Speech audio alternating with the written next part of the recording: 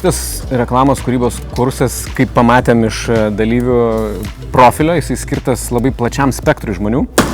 Juos vienyje optimizmas, smalsumas ir gal net iki galo nežinojimas, ką jie nori daryti. Tie žmonės galės po to dirbti agentūrose, studijose, startuoliuose, pradėti freelance karjerą, gal patys imtis kažkokio turinio kūrimo ir panašiai. Tai tam tikra prasme tokiems žmonėms orkestrams, kūrybingiems žmonėms orkestrams.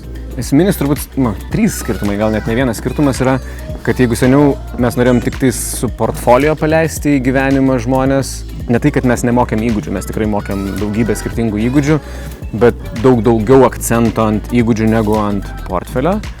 Tai čia su kuo išeis žmogus.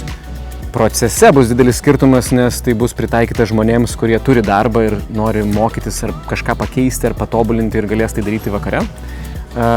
Ir šiek tiek bus daugiau solo dalykų.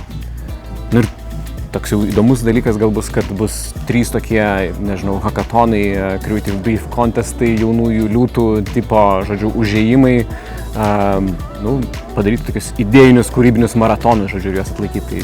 Tai va, čia turbūt pagrindiniai skirtumai būtų.